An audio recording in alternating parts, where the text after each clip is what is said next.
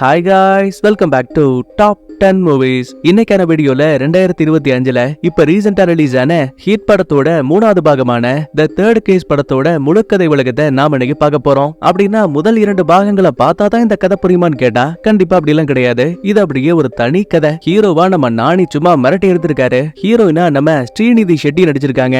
நான் 100% அடிச்சு சொல்றேன், இதுக்கு முன்னாடி பார்த்த நானி படங்கள் எல்லாம் தாண்டி இந்த படத்துல நம்ம நானிய ரொம்பவே வித்தியாசமா காட்டியிருப்பாங்க. ஒவ்வொரு சீனையும் சும்மா செதுக்கிருக்கானுங்க. இப்ப படத்தோட ஒன்லைன் என்ன அப்படின்னா, ஒரு போலீஸா எஸ்பி போஸ்டிங்ல இருக்கக்கூடிய நம்ம கதையோட ஹீரோவுக்கு ஒரு வித்தியாசமான சீரியல் கில்லரோட கேஸ் ஒண்ணு மாடுத. எப்படியோ கஷ்டப்பட்டு அடுத்த 2 நாள்ல அந்த கிரிமினலை கூட நம்ம ஹீரோ பிடிச்சிட்டாங்க. ஆனா பாருங்க, அடுத்த நாளே இவங்க கைது பண்ண சீரியல் கில்லரோட கான்செப்ட்லயே இன்னொரு கொலை நடக்குது. ஆக்சுவலா இது ஒரு இடத்துல மட்டும் இல்ல, பல்வேறு மாநிலங்கள்லயும் ஒரே பேட்டர்ன்ல கொலை நடக்க ஆரம்பிக்குது. சோ இதுக்கப்புறம் என்னாச்சு? உண்மையாவே அந்த சீரியல் கில்லர்லாம் யாரு, எதுக்காக ஒரே பேட்டர்ன்ல கொலை பண்றாங்க, கடைசியில நம்ம ஹீரோ உங்களை கைது பண்ணானா இல்லையாங்கிறதா இந்த படத்தோட மீதி கதை. ஆரம்பத்துல இருந்தே படம் விறுவிறுப்பா தான் போகும். ஆனா இடையில ஒரு பெரிய ட்விஸ்டை ரிவீல் பண்ணும்போது படத்தோட வேகம் இன்னும் சூடு பிடிக்கும். என்ன கேட்டா கிரைம் த்ரில்லர் மிஸ்ட்ரி படங்களை பார்க்க வேண்டிய ஆடியன்ஸுக்கு கண்டிப்பா இது ஒரு பெரிய விருந்தா இருக்கும். சோ புகழ்ந்தது போதும், ஆரம்பத்துல இருந்து கடைசி வரைக்கும் ஃபுல்லா பாருங்க. மறக்காம வீடியோக்கு லைக் பண்ணிட்டு இப்பதான் நம்ம சேனலுக்கு புதுசா வந்திருக்கீங்கன்னா சப்ஸ்கிரைப் பண்ணிட்டு உங்க ஃப்ரெண்ட்ஸ் அண்ட் ஃபேமிலிக்கும் வீடியோவை ஷேர் பண்ணிடுங்க. இப்ப அப்படியே இன்னைக்கான விடுகதைக்குள்ள போலாமா? யாரும் செய்யாத கதவு தானே திறக்கும் தானே மூடும். பார்க்கலாம் எத்தனை பேரு சரியான பதில கமெண்ட்ல சொல்றீங்கன்னு. சரி, இப்ப டைரக்டா கதைக்குள்ள போலாமா?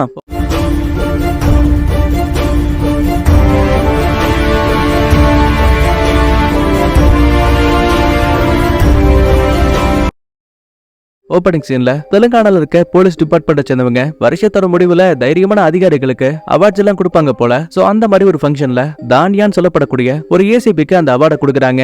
யார் அந்த தானியான்னு தெளிவா தெரியல. இப்ப சீன் அப்படியே கோர்ட்டுக்கு போகுது. அர்ஜுன் சொல்லப்படக்கூடிய ஒரு போலீஸ் அதிகாரி ஒரு சில பேரை கொலை பண்ணிருக்காருங்கிற குற்றத்துக்காக அவரோட கேஸ் இப்ப ஹியரிங்க்கு வந்திருக்கு. உடனே மீடியாவை சேர்ந்தவங்களும் அர்ஜுன் சர்க்கார் இவர் ஆரம்பத்துல நல்ல போலீஸ் அதிகாரியா இருந்திருக்காரு, தானியாவுக்கு விருது வழங்கக்கூடிய அதே நாள்ல இந்த அர்ஜுன் சர்க்கார கோர்ட்டுக்கு ஹியரிங்காக கொண்டு வந்திருக்காங்க. இந்த மாதிரி ஏதோ ரிப்போர்ட்டர்ஸ் எல்லாம் பேசிட்டு இருக்காங்க. இப்ப சீன் அப்படியே கோர்ட்டுக்குள்ள வருது. உடனே அட்வொகேட்டும் அங்க இருக்க ஜட்ஜு கிட்ட, சார் இந்த மாதிரி ஏன் தரப்ப சேர்ந்த அர்ஜுனுக்கு எதிரா என்னதான் எக்கச்சக்கமான குற்றச்சாட்டுகளை வச்சாலும் சரி, போதுமான ஆதாரம் கிடைக்கிற வரைக்கும் கண்டிப்பா நம்மளால அவருக்கு தண்டனை கொடுக்க முடியாது. சோ எங்களுக்கு 2 நாள் அவகாசம் வேணும். ஜட்ஜும் இதுக்கு ஓகே சொல்லுவாரு. ஆனா அது வரைக்கும் இந்த 2 நாள் இந்த அர்ஜுன் போலீஸோட கஸ்டடியில தான் இருக்கணும். அதாவது ஜெயிலுக்குள்ள அங்கங்க ஒரு சில கிளிப்ல அந்த அர்ஜுனோட முகத்தை காட்டுவாங்க. சோ இதுலயே நமக்கு தெளிவா தெரிஞ்சிருக்கும் இவரு தான் நம்ம கதையோட ஹீரோ நம்ம நானி. அதுக்கப்புறமா ஹீரோ சிறைக்குள்ள வந்ததுக்கு அப்புறமா அங்க இருக்கக்கூடிய ஒவ்வொரு கைதிகளும் இவனை வெறிகுண்டு பாத்துட்டு இருக்கானுங்க. ஏன்னா நம்ம ஹீரோ ஏற்கனவே போலீஸ் அதிகாரியா இருந்திருப்பான் இல்லையா. அந்த நேரத்துல இந்த கைதிகள்ல முக்காவாசி பேரை உள்ள அடிச்சு அனுப்பி வச்சாலே நம்ம ஹீரோ தான். மத்த கைதிகளோட சாப்பாடு வாங்கலாமேன்னு ஹீரோ நிக்கும் போது கைதிகள்ல ஒருத்தன் ஹீரோவை கத்திய வச்சு குத்த பாக்குறான். அப்ப கரெக்டா அந்த இடத்துக்கு 274 ஒரு நம்பர் போட்டாலும் முன்னாடி வரான். டேய் என்னடா விட்டா அர்ஜுனை குத்தி கொன்றுவ போல, ஒழுங்கா மூடிட்டு திங்கிறதுக்கான வேலையை பாருங்க. இனிமே இவன் ஏன் ஆளுன்னு ஹீரோவை காப்பாத்தி பக்கத்துல இருக்க தன்னோட செல்லுக்கு கூட்டிட்டு வரான். இந்த பாரு, இங்க இருக்க கைதிகள் உன் மேல செம்ம கோத்துல இருக்காங்க. இந்த கத்திய உன் பாதுகாப்புக்காக வச்சுக்கோ. ஒரு சந்தேகத்துல அந்த 274 ஆமா நீ ஒரு போலீஸ் அதிகாரியாச்சே, என்ன தப்பு பண்ணிட்டு இங்க வந்த? இந்த இடத்துல கட் பண்ணா ஒரு பிளாஷ்பேக் ஓபன் ஆகுது. ஆள் நடமாட்டமே இல்லாத காட்டுக்குள்ள கார் எடுத்துக்கிட்டு நம்ம ஹீரோ உள்ள வராங்க. இவனை பார்த்த அடுத்த நிமிஷமே அந்த இடத்துக்கு ஒரு பிணந்தண்ணி கழுகு வருது. கவர்ல இருந்து ஒரு சில இறைச்சிகளை போடுறான். சோ இதுலயே தெரியுது இந்த பிணந்தண்ணி கழுகு ஹீரோவோட செல்ல பிராணி. அதுக்கப்புறமா கார் கதவை திறக்கும் போது உள்ள ஒருத்தனை கட்டி போட்டு வச்சிருக்கான். அங்க இருக்க ஒரு சின்ன ஓடையை ஒட்டி ஐபேட ஒரு ஸ்டாண்ட்ல வச்சு வீடியோ ரெக்கார்டிங் ஆன் பண்ணிட்டான். கூடவே மொபைல்ல கஸ்டமர் கேருக்கு கால் பண்ணி, ஏமா என்ன நெட்வொர்க் இதெல்லாம் 5G இருக்குன்னு சொல்றீங்க, ஆனா நான் காட்டுக்குள்ள வந்திருக்கேன், எனக்கு ஒரு நெட்வொர்க் கூட கிடைக்கல சார், மன்னிச்சிருங்க சார், இது எங்களோட தப்பு இல்ல, கூடிய சீக்கிரமே நாங்க நெட்வொர்க்க நல்ல விதமா கொடுக்க பாக்குறோம். அப்ப சந்தேகத்துல, சார் உங்களை சுத்தி ஏதோ ஒரு சத்தம் கேக்குது, அது என்ன? சிரிச்சுக்கிட்டே ஹீரோவும், ஏமா நான் ஒருத்தனை கொலை பண்ண பக்கத்துல இருக்க ஆத்தங்கரைக்கு வந்திருக்கேன் சார், சும்மா காமெடி பண்ணாதீங்க சார். என்ன மேடம் நான் இவ்வளவு சொல்றேன், நீங்க அதை கேட்க மாட்டீங்க, வேணும்னா நீங்களே சாக போற அந்த ஆளோட குரலை கேளுங்கன்னு கொண்டு வந்தால ஆத்துக்கு நடுவுல கைத்து போட்டு கட்டி அந்த இடத்துல தொங்க விட்டாங்க.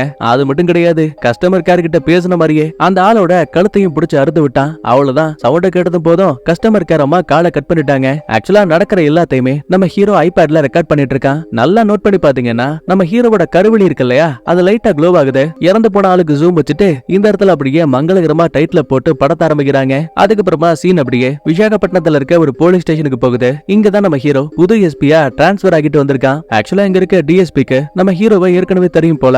வாங்க அர்ஜுன் சர்க்கார், உங்களை பத்தி நிறைய கேள்விப்பட்டிருக்கேன். தோ இனிமே இவங்க தான் உங்க டீம்னு மத்த ஆபீசருக்கு இன்ட்ரோ கொடுத்துட்டு ஹீரோ இப்ப நேரா தான் ரூமுக்கு வந்துருவான். அதே டைம்ல திவாகர், ஆஷான ஜூனியர் 2 பேர் வராங்க. சேர்ல வந்து உட்கார்ந்த திவாகர் காலை வச்சுக்கிட்டு சும்மா இல்லாம டப்பு டப்புன்னு ஆட்டிக்கிட்டே இருப்பான். ஹீரோ கடுப்பாயிட்டு, ஏய் காலை வச்சுட்டு சும்மா இருக்க மாட்டியான்னு பயங்கரமா கத்துறாங்க. ஒரு நிமிஷம் பக்கத்துல இருக்க ஆஷாவே மிரண்டு போயிடுவா. மன்னிச்சிருங்க, நான் லைட்டா டென்ஷன் ஆயிட்டேன். அப்ப கரெக்டா உள்ள வந்த ஒரு கான்ஸ்டபிளும், சார் ஒரு கிரைம் சீன் நடந்திருக்குன்னு சொல்லுவான். அதுக்கப்புறமா இந்த இடத்த விட்டு ஹீரோ காட்டுக்குள்ள ஒரு ஆளை கொலை பண்ணிருப்பான்ல, இப்ப அதே காட்டுக்கு திரும்ப வரானுங்க. இந்த இடத்துல நல்லா நோட் பண்ணீங்கன்னா நம்ம ஹீரோவோட கண்ணு கொலை பண்ணும் போது லைட்டா க்ளோவா இருக்கும். ஆனா இப்ப அவனோட கருவிழி ரொம்ப நார்மலா இருக்கு. அப்படின்னா 2 பேருமே வேற வேற ஆளான்னு கேட்டா கிடையாது, 2 பேருமே ஒரே ஆள் தான். அதுக்கப்புறமா உள்ள வந்த போலீஸ் கிட்ட, என்னாச்சு, ஏதாவது தடயங்கள் மாட்டுச்சா? இல்ல சார், கொலைகாரன் பிளான் பண்ணி தண்ணிக்கு நடுவுல கழுத்தை எடுத்து விட்டுருக்கான். சோ இந்த பர்டிகுலர் இடத்துல எந்த தடயங்களும் கிடைக்கல. அதுக்கப்புறமா இறந்து போன ஆளோட கழுத்தை செக் பண்ணி பார்க்கும்போது பாத்தீங்களா, ரத்த ஓட்டத்துக்கு முக்கியமான நரம்பு அறுத்திருக்கான். தலைகீழ உடம்பு தொங்கிட்டு இருக்கதால உடம்புல இருந்த ஒட்டுமொத்த ரத்தமும் வெளியே இருக்கு. சார் உடம்புல 3 இடத்துல வெட்டுக்காயங்கள் இருக்கு. உடனே பாடிய போஸ்ட்மார்ட்டம்க்கு அனுப்புங்க. அவங்க செக் பண்ணி என்னன்னு சொன்னா மட்டும்தான் அடுத்து நம்ம முடிவெடுக்க முடியும். அப்போ உடனே மத்த போலீஸும், சார் கிரைம் சீன் நடந்த இடத்துல எந்த ஒரு வண்டியும் வந்துட்டு போனதுக்கான தடயங்கள் இல்ல, ஒரே ஒரு சிகரெட் துண்டு மட்டும் கிடைச்சிருக்கு. அப்படின்னா அது யாரோடதுன்னு செக் பண்ணி பாருங்க. உண்மையை சொல்ல போனா நம்ம ஹீரோ ஒரு போலீஸ்காரன்ல, சோ அதனாலேயே இவன் பண்ண கொலைக ரொம்ப தத்ரூபமா சந்தேகமே வராத மாதிரி தடயங்களை அழிச்சு பண்ணிருக்காங்க. ஏன் இவங்க கண்டுபிடிச்ச சிகரெட் துண்டு இருக்குல்ல, அத கூட நம்ம ஹீரோ தான் போட்டிருப்பான். என்ன போலீஸ டைவர்ட் பண்றதுக்காக. எப்பா எனக்கு நிறைய வேலை இருக்கு, நீங்க என்ன ஏதுன்னு பாத்துட்டு வாங்கன்னு பேசிக்கிட்டே பக்கத்துல இருக்க டிரைவர் கிட்ட கையை நீட்டுவான். அந்த ஆளு கவனிக்கவே இல்ல போல. கடுப்பான ஹீரோ, யோ சாவிய குடியான்னு மறுபடியும் கத்துறான். சோ இதுலயே தெரியுதுல்ல நம்ம ஹீரோ ஒரு முரட்டத்தனமான ஒரு ஆளு. அன்னைக்கு நைட்டு திரும்ப வீட்டுக்கு வரும்போது அங்க நம்ம ஹீரோவோட அப்பாவான சமுத்திரக்கனி இருக்காரு. என்னாச்சு அர்ஜுன், நேத்து நீ வீட்டுக்கே வரல? நான் போலீஸ் அதிகாரி, எனக்கு நிறைய வேலை இருக்கும், அதனால வராம இருந்திருப்பேன். ஆக்சுவலா ஹீரோ சாப்பாடை சாப்பிடுறதுக்கு முன்னாடி இறந்து போன தாத்தாவோட ஞாபகமா அவரோட போட்டோவுக்கு பக்கத்துல ஒரு கைப்படி சாப்பாடை வைக்கிறான். ஏன்னா ஹீரோ தாத்தாவை பார்த்து தான் வளர்ந்திருப்பான். அவருமே இதுக்கு முன்னாடி ஒரு பெரிய போலீஸ் அதிகாரியா இருந்திருப்பாரு. நல்லா ஜம்முன்னு சாப்பிட்டு முடிச்சிட்டு அன்னைக்கு நைட்டு திரும்ப மாடிக்கு வந்தவன் மறுபடியும் கவர்ல ஒரு சில இறைச்சி துண்டுகள் எடுத்த மாடியோட கட்டையில வைக்கிறான். சுத்தி முத்தி கவனிக்கும் போது அங்க இருக்க மரக்கிளைகள்ல ஏதோ ஒரு பறவை கத்தக்கூடிய சத்தம் கேக்குது. என்னன்னு புரியலையா, நம்ம ஹீரோ வளர்க்கக்கூடிய பிணந்தண்ணி கழுகு இருக்குல்ல, அதுக்காக தான் இந்த பைபிள்ல தீனி போட்டிருக்கான். அந்த பறவையும் இவனை ஃபாலோ பண்ணிக்கிட்டு இங்க வரைக்கும் வந்திருக்கு. கட் பண்ணா காலையில விடுயுது. ஒரு டாக்டரை பார்க்க வந்த ஹீரோ, மேடம் எனக்கு லெஃப்ட் சைடுல இருக்க ஷோல்டர் பயங்கரமா வலிக்குது, ஆன்லைன்ல செக் பண்ணி பார்த்தேன், ஒருவேளை இது ஹார்ட் அட்டாக்கோட சிம்டம்ஸா இருக்குமோ? சார் அந்த மாதிரிலாம் எதுவும் கிடையாது சார், நீங்க ரொம்ப ஃபிட்டா இருக்கீங்க, இதெல்லாம் ரொம்ப நார்மல். அப்புறம் லாஸ்டா உங்க பிரஷரை கண்ட்ரோல் பண்றதுக்கு டேப்லெட்ஸ் எல்லாம் கொடுத்தனே, அதெல்லாம் ஒழுங்கா எடுத்துக்கிறீங்களா, கண்ட்ரோல்ல தான் இருக்கீங்களா? இப்படி கேட்கும் போது ஹீரோவுக்கு ஒரு இல்லூஷன், அதுல கட்டை எடுத்துக்கிட்டு யாரோ ஒரு ஆளை அடிக்க போற மாதிரியும் தெரியுது. பாதியிலேயே இல்லூஷனும் கட்டாக நான் கோவத்தை கண்ட்ரோல் பண்ணிட்டு தான் இருக்கேன்னு சொல்லுவான். சரி எதுக்கு இருக்கட்டுமேனு நார்மலா கொடுக்கறத விட உங்களுக்கு டோஸ் அதிகப்படுத்திருக்கேன். உங்க மனைவி கிட்ட சொல்லி டெய்லியும் 4 மணி நேரம் ஆச்சு தூங்குங்க. இப்ப மறுபடியும் இதை கேட்டு கடுப்பான ஹீரோ, ஏமா என்கிட்ட கல்யாணம் ஆச்சுன்னு உங்ககிட்ட சொன்ன நானு, டாக்டர் கிட்டயே வம்பிழுத்துட்டு ஹீரோ அந்த இடத்த விட்டு நேரா ஸ்டேஷனுக்கு வரான். அப்ப உள்ள வந்த திவாகரும், சார் எனக்கு இந்த மாச கடைசியில லீவ் வேணும். அப்படியா, எதுக்கு? அது வந்து என் பொண்ணோட பள்ளிக்கூடத்துல ஆனுவல் டே ஃபங்க்ஷன் நடக்க போகுது, என் பொண்ணு டான்ஸ் ஆட போறா, சோ அதை பாக்குறதுக்கு நானும் வரணுமா? ஒரு நிமிஷம் சரிங்கிற மாதிரி தலையாடிட்டு, இல்ல உனக்கு லீவ் கிடையாதுங்கிறாங்க. அட போயா பைத்தி ஒண்ணு திவாகர் கடுப்பாக. அதே டைம்ல அங்க இருக்க டிஜிபி லாஸ்டா இறந்து போன ஆள் உடம்ப போஸ்ட்மார்ட்டம் பண்ணிருப்பாங்கல்ல, அதுலதான் ஒரு விஷயத்தை கண்டுபிடிச்சிருக்காங்க. என்னன்னா இறந்து போன ஆள் உடம்புல 3 இடத்துல வெட்டுக்காயங்கள் இருந்திருக்கும். ஆக்சுவலா அது எல்லாமே சாதாரண வெட்டுக்காயங்கள் கிடையாது. நம்ம உடம்புல ஹார்மோன்ஸை தூண்டக்கூடிய நிறைய உடல் உறுப்புகள் இருக்கும். அதுல முக்கியமான 3 உறுப்புகளை தான் உடம்புல வெட்டு போட்டு ஆர்கன்ஸை மட்டும் தூக்கிருக்கானுங்க. அடுத்த டிஜிபியும், என்ன அர்ஜுன் சர்க்கார், நீங்க இந்த கேஸை முடிச்சிருவீங்கல்ல? பிரச்சனையே இல்ல சார், லெஃப்ட் ரைட்னு எல்லாத்தையும் நானே பிரிச்சு மேஞ்சிருவேன். ஜம்முன்னு வீர வசனங்களை பேசினாலும் கூட டிஜிபிக்கே தெரியாம டேட்டிங் ஆப் இருக்கு இல்லையா, அதுல இந்த பைபிள்ல சாட்டிங் பண்ணிட்டு இருக்கான். ஏன்னா ஹீரோவுக்கு கல்யாண வயசு வந்துருச்சு. சோ ஏதாவது புள்ளைய பார்த்து உசார் பண்ணலாமேன்னு டேட்டிங்காக ஒவ்வொரு புள்ளையவும் கூட்டிட்டு வெளியில வரான். ஆனா எந்த புள்ளைய கூட்டிட்டு வந்தாலும் சரி, ஏமா உன் ஐடி நல்லா இருக்கு, நீயும் பார்க்க அழகா இருக்க, ஆனா உன்னை நிறைய பசங்க ஃபாலோ பண்றாங்க, அந்த பசங்களை நீயும் ஃபாலோ பண்ணிட்டு இருக்க, அப்படின்னா உன்னோட குறிக்கோள் என்னன்னு கேக்குறான். அதை அட்லீஸ்ட் சிரிச்சுக்கிட்டு கேட்டா வச்சும் பரவாயில்ல, முறைச்சபடியே கேட்கவும், ஆத்தாடி இந்த ஆள் சரியான சந்தேக பெருவழியா இருப்பான் போல, எதுக்கு வம்புன்னு வரக்கூடிய ஒவ்வொரு பொண்ணுங்களுமே ஹீரோவை ரிஜெக்ட் பண்ணிட்டு பாத்ரூம் போறேன்னு போய் சொல்லிட்டு அங்க இருந்து ஓடியே போயிடுவாங்க. மனசொடைஞ்சு போன ஹீரோ அன்னைக்கு நைட்டு திரும்ப வீட்டுக்கு வந்தவன் டேட்டிங் ஆப்ல மறுபடியும் செக் பண்ணிட்டு இருப்பான். சடனா உள்ள வந்த நைனா, ஏண்டா இவ்வளவு நாள் இந்த பல்லான படங்களையே பாத்துட்டு இருப்ப? யோ நைனா, என்னையா, நான் ஒன்னும் அந்த மாதிரிலாம் எதுவும் பண்ணல. சரி சரி வயசாயிடுச்சுல, வெளியில எந்த பொண்ணு மாட்டலனா டிபார்ட்மெண்ட்ல இருக்க ஏதாவது ஒரு புள்ளைய உசார் பண்ணலாம்ல? அட லூசா பாணி, டிபார்ட்மெண்ட்ல இருக்க யாரும் ஒருத்தருக்கு ஒருத்தர் காதலிக்க கூடாது, இல்லனா மட்டும் நீ அப்படியே கிழிச்சிருவான்னு நைனா புலம்பிட்டு அந்த இடத்த விட்டு கிளம்பிடுவாரு. அடுத்த நாள் காலையில திரும்ப ஆபீஸ்க்கு வரும்போது தம் அடிக்கலாமேனு ஹீரோ லைட்டா வெளியில வருவான். அப்ப அதே இடத்துல நம்ம கதையோட ஹீரோயினும் நிக்கிறாங்க. நேரா ஹீரோ கிட்ட வந்தவ, என்ன அர்ஜுன் சார், நான் இருக்க விஷயத்தையும் மறந்துட்டீங்களா என்ன? ஏமா யாருமா நீ தப்பான ஆளுகிட்ட பேசிட்டு இருக்கேன்னு நினைக்கிறேன். நீ யாருன்னு எனக்கு தெரியாது. அட என்ன சார் காமெடி பண்றீங்க? நேத்து நைட்டு தானே நம்ம சாட் பண்ணோம். இன்னைக்கு காலையில உங்க ஆபீஸ்க்கு வெளியில என்ன வந்து பாக்குறேன்னு சொன்னீங்களே, அதனாலதான் நானும் இங்க வந்தேன். அட இந்த பொண்ணு ரீசன் இல்லாம இவ்ளோ ஸ்ட்ராங்கா சொல்ல மாட்டானே. உடனே தான் அப்பாவுக்கு கால் பண்ணி, யோ நைனா என்னையா பண்ணி வச்ச? என் ப்ரொஃபைல ஏதாவது பொண்ணு பாக்குற வெப்சைட்ல போட்டியா என்ன? ஆமா, என்னடா இப்ப இதுக்கு? யோ நைனா நீ பெரிய அலும்பு பண்ணிட்டு இருக்க, ஒரு விஷயத்த பண்ணா என்கிட்ட சொல்ல மாட்டியா? ஆஹா. நைனா பதிலே பேசாம காலை கட் பண்ணிட்டாரு. அதுக்கப்புறமா ஹீரோயின் கிட்ட வந்தவன், இந்த பாரு ப்ரொஃபைல சென்ட் பண்ணி உங்ககிட்ட பேசினது நான் கிடையாது, என்னோட அப்பா. சோ தயவு செஞ்சு நீங்க இருந்து கிளம்பிட. பதிலுக்கு ஹீரோயினும், பரவாயில்லையே நீங்க ரொம்ப நேர்மையா இருக்கீங்க, எனக்கு அது ரொம்ப பிடிச்சிருக்குன்னு சொல்லுவா. ஹீரோவோட வாழ்க்கையில முதல் முறையா ஒரு பொண்ணு இவங்கிட்ட பிடிச்சிருக்குங்கிற வார்த்தையை சொல்றாங்க. அது மட்டும் கிடையாது, முடிஞ்சா வாங்கல காஃபி குடிக்கலான்னு கேப்பா. ரொம்ப யோசிக்காதீங்க, காஃபி குடிக்கிற கேப்ல உங்களுக்கும் எனக்கும் பிடிச்சிருந்தா நம்ம கல்யாணம் பண்ணிக்கலாம், இல்லனா வேணாம். சரி டீல் நல்லா இருக்கேன்னு பக்கத்துல இருக்க ஒரு கஃபேக்கு வராங்க. அங்க பில் போடக்கூடிய ஆளுக்கு தான் நம்ம ஹீரோவை நல்லா தெரியுமே. உடனே குறுக்க வந்தவன், சார் சாப்பிட என்ன வேணும்னு கேட்டா பரவாயில்ல, அதுக்கு பதிலா அர்ஜுன் சார் பாத்ரூம் எல்லாம் ஃபுல்லா இருக்கு, மேடம் கொஞ்ச நேரம் கழிச்சு வேணா வர சொல்லுங்களேன், ஏன்னா உங்ககிட்ட பேசினா படக்குன்னு பாத்ரூம் போறேன்னு போய் சொல்லிட்டு தானே மத்த ஆளுங்க கிளம்புனாங்க. டேய் ஒழுங்கா போடா, அடிச்சு கைகளெல்லாம் உடைச்சிருவேன்னு மிரட்டுவான். அதுக்கப்புறமா ரெண்டு பேருமே யதார்த்தமா பேசுவாங்க. அப்பதான் பேச்சுவாக்குல ஹீரோயினும், நீங்க பேசுற விதம் எனக்கு பிடிச்சிருக்கு, உங்க அம்மா தான் உங்களுக்கு இதையெல்லாம் சொல்லி வளர்த்தாங்கல்ல, நீங்க என்ன சொன்னாலும் சரி எனக்கு உங்களை பிடிச்சிருக்கு. அப்புறம் என்ன, ஹீரோவோட மனசுல பட்டாம்பூச்சி பிறகுது. அதுக்கப்புறமா பீச்சுக்கு போயிட்டு ஹீரோயின் கேக்குறான்னு ஐஸ்கிரீம் எல்லாம் வாங்கி கொடுத்துட்டு சீட் பெல்ட்ட மாட்டக்கூடிய சாக்குல ஹீரோயின் கிட்ட ஜொல்லு விட்டுட்டு இருக்கான். எல்லாம் முடிஞ்சு நைட்டு ஹீரோயினை வீட்டுல டிராப் பண்ணுவான். ரெண்டு பேருக்குமே அளவுக்கு அதிகமா பிடிச்சு போயிடுச்சு. சோ டக்குன்னு கைய பிடிச்சவன், வீட்டுக்குள்ள போகணுமான்னு கேப்பான். ஆமா பின்ன போய் தானே ஆகணும். சரி போறது போற, ஒன்னு குடுத்துட்டு போன்னு ஹீரோ முத்தம் குடுக்கலாமேன்னு பக்கத்துல வரும்போது சடனா அந்த இடத்துக்கு வந்த ரெண்டு போதை கைங்க. யோ யாரியா நீ, நைட் நேரத்துல கெல்மா கூட கஜகஜா பண்ணிட்டு இருக்க? படக்குன்னு ஹீரோ திரும்பி முகத்தை காட்ட ரெண்டு பேர்ல ஒருத்தன் தெரிச்சு ஓடியே போயிட்டான். ஏன்னா நம்ம ஹீரோவோட புகழ் இந்த சிட்டி ஃபுல்லா பரவி இருக்கு. அண்ணே நீங்க அர்ஜுன் சர்க்கார் தானே? தெரியாதனமா வார்த்தையை விட்டுட்டேன், தம்பிய மன்னிச்சிருங்க. ஆமா இதோ உடனே வந்துட்டமா, பாடையை ரெடி பண்ணி வைங்கன்னு. காலே வரல, ஆனா போன் பேசின மாதிரி அந்த இடத்த விட்டு ஓடியே போயிடுவான். சரி ரெண்டாவது முறையா முத்தம் கொடுக்கலான்னு பக்கத்துல வரும்போது, இந்த பாருங்க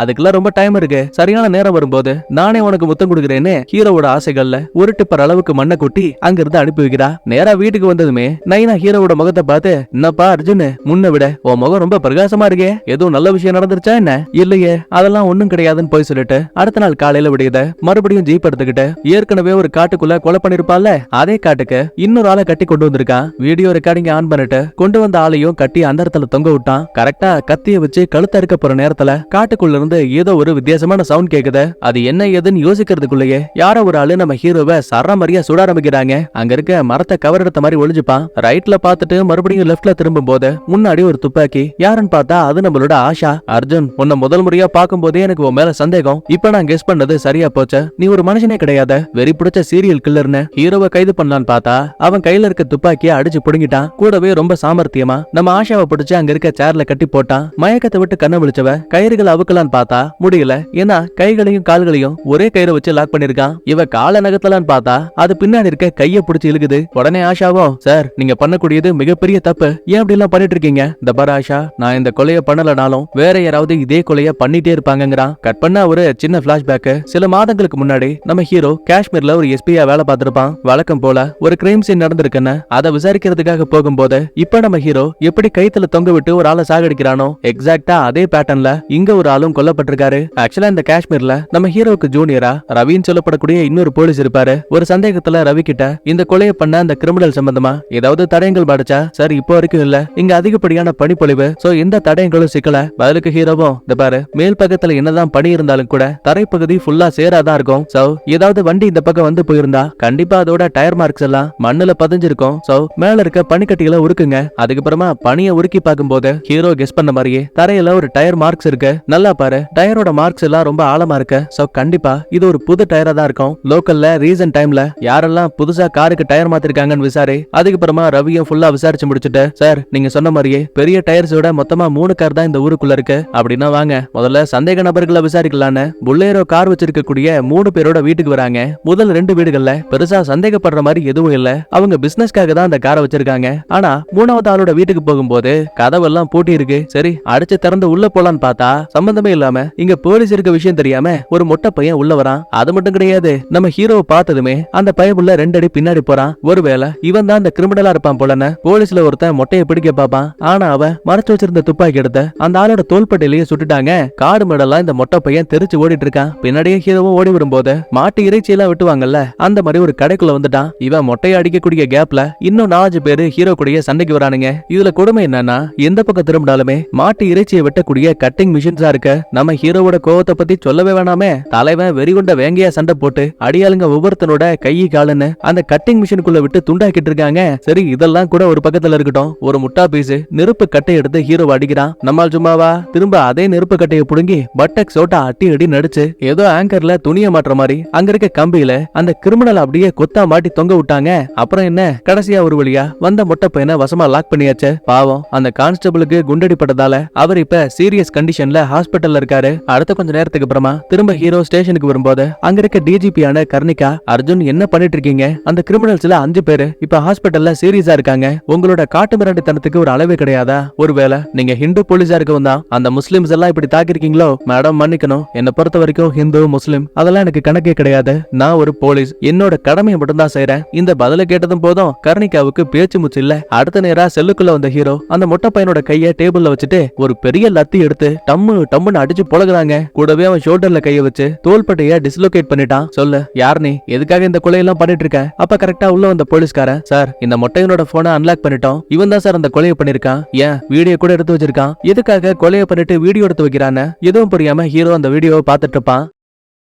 அப்ப கரெக்டா உள்ள வந்த Ravi, Arjun sir news on பண்ணுங்க. இங்க காஷ்மீர்ல இந்த மொட்டை பையன் ஒரு ஆளை கொன்னால எக்ஸாக்டா அதே பேட்டர்ன்ல பீகார்ல இருக்க ஆர்னல்ல இதே மாதிரியே ஒரு கொலை நடந்திருக்கு. அடுத்த 2 மணி நேரத்துல இந்த கொலையை பண்ண கிரிமினலை கூட அவங்க பிடிச்சிட்டாங்க.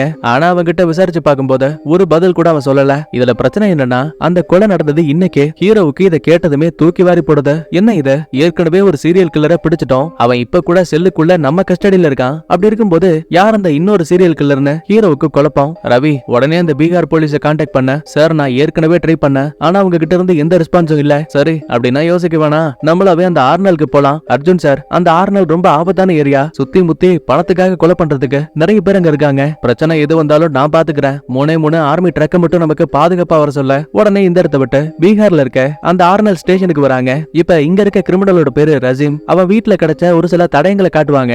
அதுல ஹீரோவுக்கு ஒரு பெட்டிக்குள்ள இறந்து போன ஆள் உடம்புக்குள்ள இருந்த ஹார்மோன்ஸை தூண்டக்கூடிய உடல் உறுப்புகளை திருடி இருப்பான் போல.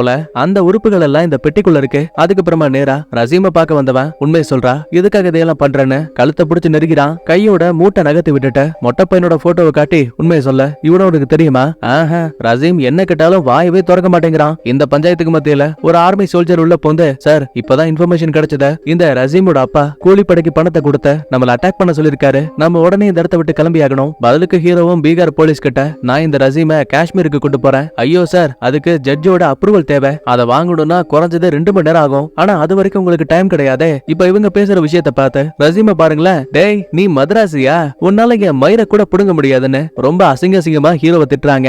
ஏற்கனவே நம்ம ஆளு தலகணம் பிடிச்ச ஆளு சும்மா இருப்பாடா. யோ பீகார் போலீஸ், இவனை நான் கஸ்டடி எடுத்துக்கிறேன், ஜட்ஜோட அப்ரூவல அப்புறமா எனக்கு ஆன்லைன்ல அனுப்புன்னு சொல்லிட்டு கொஞ்சம் கொஞ்சமா திரும்ப காஷ்மீருக்கு போயிட்டு இருப்பாங்க. ஏற்கனவே சொன்ன மாதிரி இந்த ரசீமோட அப்பா ஒரு சில கொலைகாரங்களுக்கு பணம் கொடுத்திருப்பான் இல்லையா, இப்ப அந்த பைபிளுங்க மிஷின் கண்ணை வச்சு சரமரியா நம்ம ஆளுங்க வண்டியை தாக்க ஆரம்பிக்கிறாங்க. நல்ல வேலை ஹீரோ பாதுகாப்புக்காக ஆர்மி ட்ரக்க கொண்டு வந்திருப்பான்ல, சோ அது நம்ம ஹீரோவோட காரை பாதுகாப்பா லெஃப்ட் ரைட்னு எல்லா திசைகளையும் கவர் பண்ணத. குறிப்பிட்ட தூரத்துக்கு அப்புறமா நம்ம ஹீரோவோட கார் அங்கிருந்து கிளம்பிடும். ஆனா ஆர்மி சோல்ஜர்ஸ் எல்லாம் அந்த எதிரிகள் கூட சண்டை போட ஆரம்பிக்கிறாங்க. இப்ப என்னதான் ஹீரோ திரும்ப காஷ்மீருக்குள்ள வந்தாலும் கூட அங்க இருக்கக்கூடிய முஸ்லிம்ஸ் எல்லாம் நம்ம ஹீரோவுக்கு எதிராக திரும்புறாங்க. என்னாச்சுன்னு கர்ணிகா கிட்ட விசாரிக்கும் போது, இந்த பாரு அர்ஜுன், நீ அடிச்சு போட்ட 5 பேர்ல 2 பேரு கட்சியில பதவியில இருக்கானுங்க. சோ அதனாலதான் அவங்களோட தொண்டர்களே உனக்கு எதிராக திரும்புறாங்க. சோ தயவு செஞ்சு இதுக்கு அப்புறமா நீ எந்த ஒரு பிரச்சனையிலையும் மாட்டக்கூடாது, கொஞ்சம் சேஃபா இரு. சரின்னு இப்ப வெளியில வந்த ஹீரோ அந்த மொட்டையோட வீட்டை முதல்ல சல்லடை போட்டு தேடும் போது பயப்புள்ள எக்கச்சக்கமான ஃபேக் ஐடி கார்ட்ஸ் வச்சிருக்காங்க. முக்கியமா ஒரு சில ஆயுதங்களும் கிடைக்குது. அப்பதான் எதிர்ச்சியா ஒரு கத்தியில CTKன்னு 3 லெட்டர்ஸ் இருக்கு. ரவி, இந்த கத்தியில இருக்க மார்க்க பாக்கும்போது இவங்க சாதாரண ஆளுங்க மாதிரி எனக்கு தோணல, ஏதோ ஒரு இல்லீகலான குரூப்னு நினைக்கிறேன். தனித்தனியா அந்த மொட்டையவும் ரசீமையும் விசாரிக்கிறதுக்கு 2 பேரையும் ஒன்னா வச்சு விசாரிச்சா கண்டிப்பா ஏதாவது தகவல் கிடைக்கும்னு இந்த இடத்த விட்டு மறுபடியும் ஸ்டேஷனுக்கு வரும்போது வழக்கம் போல இந்த ஊரை சேர்ந்த மக்கள் ஹீரோவுக்கு எதிராக கோஷம் போடுவாங்க. நம்மால அதை கூட பொறுத்துக்கிட்டு ஸ்டேஷனுக்குள்ள அமைதியா தாங்க போவான். அப்பதான் திடீர்னு கூட்டத்துல இருக்க ஒருத்தன் ஒரு போலீஸ் யூனிஃபார்மையே மொத்தமா நெருப்பு வச்சு எரிக்கிறான். தன்னோட தாத்தா கடமை கண்ணியம் போலீஸுக்கான மரியாதைன்னு எல்லாத்தையுமே சொல்லி சொல்லி நம்ம ஹீரோவை வளர்த்திருப்பாரு. இப்ப ஏற்பட்ட ஆளு இத பார்த்தா சும்மா இருப்பாடா? வண்டிக்குள்ள இருந்து லத்தி எடுத்துக்கிட்டு தனி ஆளா கூட்டத்துக்குள்ள வந்தவன் ஒவ்வொருத்தனையும் புரட்டி எடுக்கிறான். நீங்க போராட்டம் பண்ணுங்க, ஏதோ பண்ணுங்க, அத பத்தி எனக்கு எந்த பிரச்சனையும் கிடையாது. ஆனா காக்கி சட்டைக்கு நீங்க மரியாதை கொடுத்தாக்கணும்னு சொல்லிட்டு ஏற்கனவே ரவி கிட்ட சொன்ன மாதிரி மொட்டையவும் ரசீமையும் ஒரே அறைக்குள்ள லாக் பண்ணுவாங்க. என்னப்பா ரெண்டு பேரும் அமைதியா இருக்கீங்க, ஒருத்தருக்கு ஒருத்தர் பேச கூட மாட்டீங்க. சரி என் பேர் என்னன்னு கேட்க உங்களுக்கு ஆர்வம் இல்லையா? CTR. இப்ப ஹீரோ இந்த லெட்டர்ஸ் சொன்னதும் போதும் ரெண்டு பேருக்குள்ள ஒரு பயம் உருவாகுது. என்னடா முட்டா பையன் மொட்டை, உங்களை பத்தின ரகசியங்கள் தெரிஞ்சு போச்சுன்னு பயமா இருக்கா? நீ கணுத்தருது இல்லையா? அதுல ஒரு சின்ன தப்பு பண்ணிட்ட அப்படி இப்படின்னு அந்த கிரிமினல்ஸோட மைண்ட டைவர்ட் பண்ற மாதிரி வேணும்னே ரெண்டு மூணு விஷயத்த சொல்லும் போது தன்னையே அறியாம மொட்டை பையனும் ரசீம் அவங்களுக்கு வெப்சைட்டை பத்தி எல்லாம் தெரிஞ்சு போச்சுன்னு நினைக்கிறேன். இப்ப இதை கேட்ட ஹீரோவும் ரவியை தனியா கூப்பிட்டு நீ நோட் பண்ணியா அவங்க சிடி கேக்குன்னு தனி வெப்சைட்டே வச்சிருக்காங்க போல. ஒரு சந்தேகத்துல அந்த வெப்சைட் என்னன்னு செக் பண்ணி பாக்குறாங்க. நார்மலா அதை யாராலையும் பார்க்க முடியல. ஆனா அதுவே சைபர் கிரைம் செக்யூரிட்டி உதவியால ஹேக் பண்ணி பார்க்கும்போது CTKன்னு ஒரு வெப்சைட் இருக்கு. இப்ப இங்க இருக்க மொட்டையும் ரசீமும் எப்படி ஒருத்தரை சாகடிச்ச அத வீடியோவா எடுத்தாங்களோ அதே மாதிரி நிறைய வீடியோக்கள் அந்த வெப்சைட்ல இருக்கு. இதுல இன்னொரு முக்கியமான விஷயம் என்ன அப்படின்னா அந்த CTKவோட அமைப்புல ஒரு மெம்பர் ஆகணும் அப்படின்னா அதுக்கு ரெண்டு பேரோட கழுத்தை அறுத்து அவங்களோட ஆர்கன்ஸ தனியா வெட்டி எடுக்கணுமா. இத கரெக்டா பண்ணா மட்டும்தான் இந்த CTK கேங்கோட தலைவர் அவங்கள மெம்பராவே ஏத்துப்பானா. கூடவே மெம்பரா இருக்கக்கூடிய ஆளுங்களை வருஷத்துக்கு ஒரு முறை மட்டும் மீட் அப் அப்படிங்கிற பேர்ல அந்த தலைவனே அவங்கள மீட் பண்ணுவான்னு வெப்சைட்லயும் போட்டிருக்கு. என்னதான் நம்ம ஆளுங்க இவ்வளவு விஷயத்தை கண்டுபிடிச்சாலும் கூட அந்த வெப்சைட்டோட ஓனரோட IP அட்ரஸ் மட்டும் கண்டுபிடிக்க முடியல. வெவ்வேறு நாடுகளுக்கு லொகேஷன் மாறி மாறி காட்டிட்டு இருக்கு. இதை கேட்டு கடுப்பான ஹீரோ மொட்டை பையனையும் ரசீமையும் போட்டு அடி அடி நடிக்கிறான். இதே டைம்ல கரெக்டா உள்ள வந்த கர்ணிகா அர்ஜுன் நிலைமை கைமீறி போயிடுச்சு. ஹாஸ்பிட்டல்ல சீரியஸ் கண்டிஷன்ல இருந்த 5 பேர்ல ஒருத்தன் இறந்து போயிட்டான். நிலைமை சீரியஸ் ஆயிடுச்சு. நீ உடனே இங்க இருந்து கிளம்பி ஆகணும். மேடம் கொஞ்சம் வெயிட் பண்ணுங்க, இவங்கிட்ட இருந்து உண்மையை நான் வாங்காம போக மாட்டேன்னு ஹீரோ நேரா ரசீம் கிட்ட வருவான். இவன் பண்ணக்கூடிய டார்ச்சர் எல்லாம் பார்த்து அங்க இருக்கிற மொட்டை பையனுக்கு பயம் அதிகமாகுது. சோ ஒரு வேகத்துல போலீஸ்காரன் இடுப்புல இருக்க துப்பாக்கி எடுத்து தன்னை தானே சுட்டுக்கிட்டு அதே இடத்துல இறந்து போயிடுவான். அப்புறம் என்ன முன்ன விட ஹீரோவோட நிலைமை கவலைக்கிடமா மாறுது. கர்ணிகாவும் அவசர அவசரமா ஹீரோவோட பாதுகாப்புக்காக காஷ்மீர்ல இருந்த இவனை இந்த ஆந்திர பிரதேஷ்க்கு டிரான்ஸ்பர் பண்ணிருக்காங்க. இப்போ ஒரு வழியா பிளாஷ்பேக்கும் கட்டாக ஆஷா நிலைமைய புரிஞ்சுக்கோ, நான் இந்த கொலையை பண்ணாம விட்டாலும் கூட அந்த CTK வெப்சைட்ல இருக்க எல்லாருமே தொடர்ந்து கொலைகளை பண்ணிட்டே இருப்பாங்க. இந்த ஒட்டுமொத்தமான சீரியல் கில்லர்ஸ் எல்லாம் பிடிக்கணும் அப்படின்னா அவங்க மீட்டப் பண்ண போற அந்த நாள்ல நானும் கலந்துக்கணும். சோ அதுக்காக மட்டும்தான் நானே அந்த வெப்சைட்ல இந்த ரெண்டாவது ஆளையும் சாகடிச்சு ஒரு வீடியோ அப்லோட் பண்ண போறேன். அப்பதான் இன்னும் அவங்க மெம்பரா ஏத்துப்பாங்க. யோ அர்ஜுன் நீ சொல்ற எல்லாம் ஓகே தான், அதுக்காக அப்பாவியான ஆட்களை நீ கொல்லுவியா?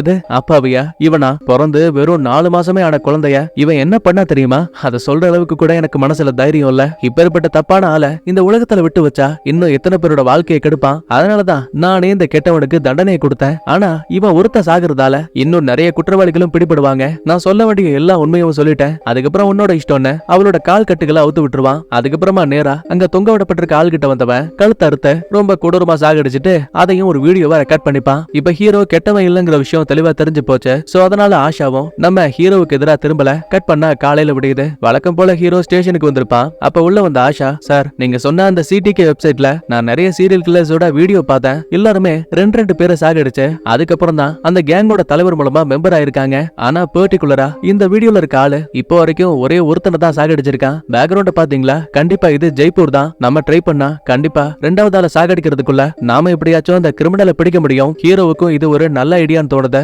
அதுக்கப்புறமா இந்த இடத்த விட்டு நேரா ஜெய்ப்பூர் போலீஸை பார்த்த இவங்க கிட்ட ஏற்கனவே ஒரு வீடியோ இருக்கும்ல, அதை பிளே பண்ணி காட்டி இந்த வீடியோல இருக்கக்கூடிய கிரிமினல் ஏற்கனவே ஒரு ஆளை சாகடிச்சிருக்கான். இப்ப இவன் யாரு எங்க இருக்கான்னு எந்த தடயங்களும் இல்ல. ஆனா அவனோட டிஷர்ட்ல கேஸ்ட்ரால்னு ஒரு பிராண்டோட நேம் இருக்கு. ஒருவேளை அவன் பெட்ரோல் பங்க்ல வேலை பார்க்கக்கூடிய ஆளா இருக்கும்னு ஊருக்குள்ள ஒரு இடம் விடாம போலீஸ் உதவியால சல்லடை போட்டு தேடுறானுங்க. அப்ப ஒரு நாள் நைட்டு ஹீரோயினும் எப்ப திரும்ப ஊருக்கு வருவீங்க, உங்களை பார்க்கணும் போல இருக்குன்னு மெசேஜ் பண்ணுவா. ஏன் நான் தான் அங்க வரணுமா, நீ இங்க வர மாட்டியான்னு ஹீரோ விளையாட்டுத்தனமா மெசேஜ் அனுப்புவான். அதே டைம்ல கரெக்டா உள்ள வந்த திவாகர், சார் நான் உங்ககிட்ட மாச கடைசியில என் பொண்ணோட பள்ளிக்கூடத்துல ஃபெஸ்டிவல் நடக்க போகுது, அதுக்காக லீவ் கேட்டேன். வழக்கம் போல ஹீரோ சரிங்கிற மாதிரி தலையாட்டிட்டு லீவ் கிடையாதுன்னு சொல்லிடுவான். ஆட போயா பைத்தியம்னு மறுபடியும் திட்டிட்டு அன்னைக்கு நைட்டு திரும்ப வீட்டுக்கு வரும்போது சடனா ஹீரோயின் முன்னாடி வந்து நிக்கிறா. அடி பாவி நீ அப்புறம் இங்க வந்த, நீ தானப்பா சொன்ன உனக்கு வேணும்னா நீ ஜெய்ப்பூருக்கு வான்னு, அதான் சும்மா பிளைட்ட பிடிச்சு 3 மணி நேரம் டிராவல் பண்ணி உனக்காக இங்க வந்த அப்படின்னா ரொம்ப வசதியா போச்சுன்னு ஹீரோ டக்குன்னு முத்தம் கொடுக்கலாமேன்னு கிட்ட வரும்போது, அவசரப்படாத மறுபடியும் ஒரு நல்ல நாள் வரும் அன்னைக்கு நான் உனக்கு கொடுக்குறேன்னு இந்த முறையும் ஹீரோவை அவாய்ட் பண்றா. சரிவா உனக்கு ஒரு முக்கியமான விஷயத்த கொண்டு வந்திருக்கேன்னு லேப்டாப்ல ஒரு சின்ன வீடியோவை பிளே பண்ணி காட்டுவா. பார்த்தா அதுல நம்ம ஹீரோவோட அம்மா இருக்காங்க இல்லையா, அவங்களோட போட்டோ இருக்கும் போல. சோ அந்த உருவத்தை ஹீரோயின் ஏஐ மாதிரி ரெடி பண்ணிருக்கா. அவங்க என்ன சொல்றாங்க பாருங்க. என்ன அர்ஜுன் எப்படி இருக்க? அம்மா உன்ன ரொம்ப மிஸ் பண்றேன்டா. சின்ன வயசுல நான் உன்னை எப்படி பார்த்தனோ அதே மாதிரியே இப்பயும் நீ சமத்தா இருக்கணும். அடிக்கடி கோவப்படக்கூடாது. யாரும் உன்கிட்ட உதவின்னு கேட்டாலும் சரி, உன் உயிரை கொடுத்தாச்சும் நீ உதவி பண்ணியாகணும். இந்த மாதிரி ஹீரோயின் வாய்ஸ் மட்டும் டப்பிங்கா கொடுத்திருப்பா. ஹீரோவுக்கு ஒரு நிமிஷம் இதை கேட்டு அழுக தாங்கல. ஹீரோயின் கையை பிடிச்சு அழுதுட்டு தேங்க்ஸ் சொல்லிட்டு அங்க இருந்து கிளம்பும் போது நம்ம ஹீரோனை பாருங்களேன். லாஸ்டா ஹீரோ லேப்டாப்ல எதை சர்ச் பண்ணிருக்கான்னு யதார்த்தமா தேடும் போது இவளுக்கு அந்த சிடிகே வெப்சைட் இருக்கு இல்லையா, அதோட லிங்க் கிடைக்குது. ஆனா இவ உள்ள போனாலா இல்லையாங்கிறத தெளிவா காட்டல. கட் பண்ண அடுத்த நம்ம ஹீரோயினை வழக்கம் போல திரும்ப ஊருக்கு அனுப்பிட்டு பக்கத்துல இருக்க ஒரு பெட்ரோல் பங்க்ல ஹீரோ விசாரிக்க வந்திருப்பான். அப்ப சம்பந்தமே இல்லாம ஒரு பெரிய ட்ரக் ஒண்ணு ஃபியூல் போறதுக்காக அந்த இடத்துக்கு வருது. சைடுல கேஸ்ட்ரால் அப்படின்னு பிராண்டோட நேமும் இருக்கு. ஒரு சந்தேகத்துல வண்டிக்குள்ள யார் உட்கார்ந்துருக்காங்கன்னு பாக்கும்போது நம்ம ஹீரோ அந்த சிடிகே வெப்சைட்ல பாத்துருப்பால அதே கொலைகார பயப்புல தான் வண்டியில உட்கார்ந்துருக்கான். ஹீரோ ஒரு போலீஸ்காரன் தெரிஞ்சதும் போதும் அந்த கிரிமினல் வண்டியை வேகமா ஓட்டிக்கிட்டு அங்கிருந்து எஸ்கேப் ஆயிட்டு இருக்கான். பின்னாடியே ஹீரோவும் ஃபாலோ பண்ணுவான். ஆனா பாருங்க, போலீஸோட செக் போஸ்டே வந்துருச்சே தவிர இவன் துரத்தி வந்தா அந்த கிரிமினலை மட்டும் காணோம். ஆஷா, திவாகர் இந்த பக்கத்துல ஏதாவது வண்டியை பாத்தீங்களா என்ன? இல்லையே சார். அப்படின்னா கண்டிப்பா இங்க இருக்க காட்டுக்குள்ளதான் அந்த கிரிமினல் தப்பிச்சு போயிருப்பான். எல்லா ரோட்ஸையும் பிளாக் பண்ணுங்க, உடனே அவனை பிடிச்சாகணும்னு கையில டார்ச்சோட நம்ம ஹீரோ மட்டும் தனியா ரோட்ல ஓடும் போது பக்கவாட்டுல ஒரு சின்ன காட்டு வழி பாதை போற விஷயத்த கவனிக்கிறான். ஒரு சந்தேகத்துல உள்ள வந்து பாக்கும்போது கெஸ் பண்ண மாதிரியே இவன் துரத்தி வந்த கார் இங்கதான் இருக்கு. ஆனா டிரைவர் சீட்ல கிரிமினலை காணோம். ஆனா பேக் சீட்ல வழக்கம் போல அந்த கிரிமினல் ரெண்டாவது ஆளை கொலை பண்றதுக்காக ஒரு பொண்ணை கடத்தி காருக்குள்ள கட்டி போட்டு வச்சிருக்கான். ஹீரோ அவளுக்கு உதவி பண்ணக்கூடிய அதே டைம்ல பதுங்கி இருந்த கிரிமினல் டக்குனு ஹீரோவோட இடுப்புல கத்தி இறக்கிட்டான். உண்மை சொல்ல போனா கத்தி உடம்புல குத்தும்போது கூட ஒருத்தருக்கு பெருசா காயம் ஏற்படாது. அதே கத்திய திரும்ப வெளியில எடுப்பாங்கல்ல, அப்பதான் பாதிப்பு அதிகமா இருக்கும். சோ அதனாலேயே அந்த கிரிமினலை திரும்ப அந்த கத்தியை எடுக்க விடாம வலியை பொறுத்துக்கிட்டு நம்மால சண்டை போட ஆரம்பிக்கிறான். உண்மையை சொல்ல போனா ஹீரோவுக்கு பாக்ஸிங்லாம் தெரியும். சோ லெப்ட் ரைட் அப்பர் கட்லாம் அடிச்சு கிரிமினலை அங்கேயே மட்டையாகிட்டான். லாஸ்டா கடத்திட்டு வந்த பொண்ணோட கயிறுகளை அவுத்து விட்டுட்டு வெளியில அடிச்சு போட்டிருந்த கிரிமினல் எங்கன்னு பார்த்தா இப்ப அந்த பைபிள்லயே காணோம். எங்க போனான்னு யோசிக்கிறதுக்குள்ளேயே அசந்த நேரத்துல ஹீரோவோட இடுப்புல இருந்த அந்த கத்தியை புடுங்கிட்டான். ஆக்சுவலா கத்தி உடம்புல இருக்க வரைக்கும் மட்டும்தான் பாதிப்பு கம்மியா இருக்கும். ஆனா இப்ப அதை எடுத்ததால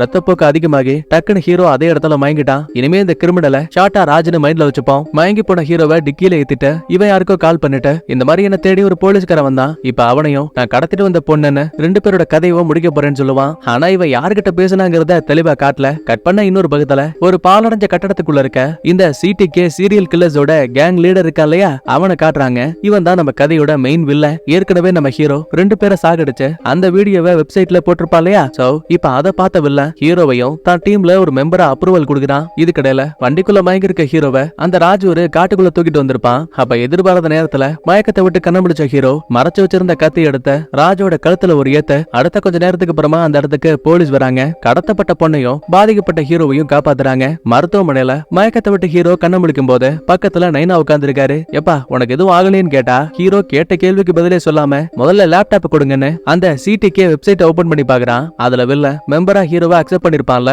அதுக்கான நோட்டிபிகேஷன் வந்திருக்கு. ஒரு சில நாட்களுக்கு அப்புறமா ஹீரோ வழக்கம் போல வேலைக்கு வந்திருப்பான். அப்ப சடனா அங்க இருக்க சிடிகே வெப்சைட்ல வருஷத்துக்கு ஒரு முறை மெம்பர்ஸ வில்ல மீட் பண்ணுவா இல்லையா. சோ இப்ப அதுக்கு நம்ம ஹீரோவையும் இன்வைட் பண்ணிருக்காங்க. ஆனா இவன் எடுத்தவங்க ஒருத்தவங்க அங்க போயிட முடியாது.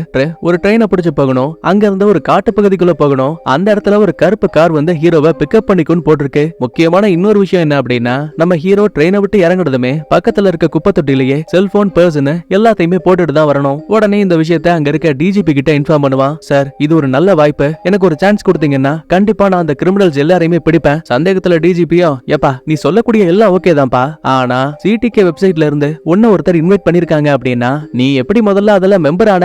சார் இப்ப அதெல்லாம் பத்தி பேசுறதுக்கு நேரம் கிடையாது, நாம முதல்ல அந்த கிரிமினல்ஸை பிடிச்சாகணும். அர்ஜுன் உன்னோட வேகத்தை பார்க்கும்போது முன்பகை சம்பந்தமா யாரையாவது பழி வாங்க போறியா? அட ஏன் சார், கண்டிப்பா அந்த மாதிரிலாம் எதுவும் கிடையாது. அந்த சீரியல் கில்லர்ஸோட கேங்க நான் பிடிக்கணும். என் தாத்தா சொன்ன வாக்கியங்கள் எனக்கு இன்னும் ஞாபகம் இருக்கு. இந்த பூமியில ஒரு கிரிமினல் இருக்கா அப்படின்னா ஒண்ணு அவன் ஜெயிலுக்குள்ள இருக்கணும், அப்படி இல்லன்னா 6 அடி குழிக்குள்ள இருக்கணும். அப்பாவி மக்களை காயப்படுத்துற யாரையும் நான் சும்மா விட்டு வைக்க மாட்டேன். டிஜிபியோ ஹீரோவோட கடமை உணர்வை பார்த்தா சரி நான் உனக்கு இந்த மிஷனை பண்றதுக்கு பெர்மிஷன் கொடுக்கறேன். ஆனா உனக்கு உதவியா நான் இன்னொரு ஆளையும் அனுப்பி வைப்பேன். காலையில விடிஞ்சதுமே ஹீரோ ட்ரெயினை பிடிக்கிறதுக்கு முன்னாடி இவரு ஒரு பொண்ணை துணைக்காக அனுப்புறேன்னு சொல்லிருப்பார்ல, அது வேற யாரும் கிடையாது, நம்ம ஹீரோனை கொண்டு வந்து முன்னாடி நிறுத்துறாரு. அர்ஜுன் இந்த பொண்ணோட பேரு மிருதுலா. ஆஷா திவாகரோட இனிமே இவ்வளவு உங்க டீம் தான். என்ன இது நம்ம கிட்ட காதல் சொல்ல ஊத்துனவ இப்ப போலீஸ் அதிகாரியா முன்னாடி வந்து நிக்கிறான்னு ஹீரோவுக்கு தலகால் புரியல. அடுத்த நேரா ட்ரெயினுக்குள்ள வந்தவ நம்ம ஹீரோன் கிட்ட ஒரு வார்த்தை கூட பேசல. மொத்த பேருகிட்டையும் தன்னோட பிளான சொல்றான். இந்த பாருங்க, இந்த ட்ரெயின் ஜங்ஷன்ல ஸ்டாப் ஆனதுமே பக்கத்துல இருக்க ஒரு காட்டு வழி பாதைக்குள்ள நான் தனியா நடந்து போகணும். அங்க இருக்க பஸ் ஸ்டாப்ல வெயிட் பண்ணும்போது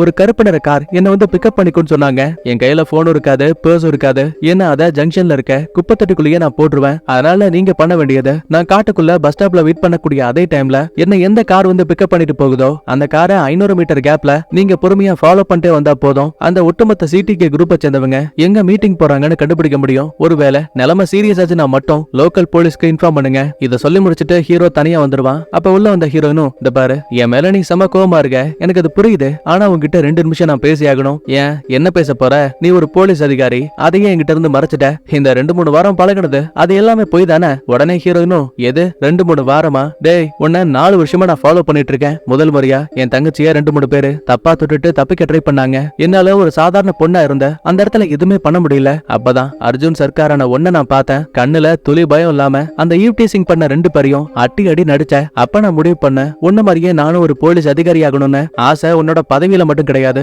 உன் மேலையும் தான். உன்னை மனசார காதலிக்க ஆரம்பிச்சேன். எக்ஸாம்ல பாஸ் பண்ண, ட்ரைனிங் பீரியட்ல இருக்கும் போது நீ தான் எங்க பேட்சுக்கு கிளாஸ் எடுக்க கூட வந்த. ஒவ்வொரு முறையும் உன்னை ஒளிஞ்சிருந்து சைட் அடிச்சேன். அடி பாவி, இவ்வளவு விஷயம் நடந்திருக்கு அப்படின்னா ஏன் என்கிட்ட இது எல்லாம் முன்னாடியே சொல்லல?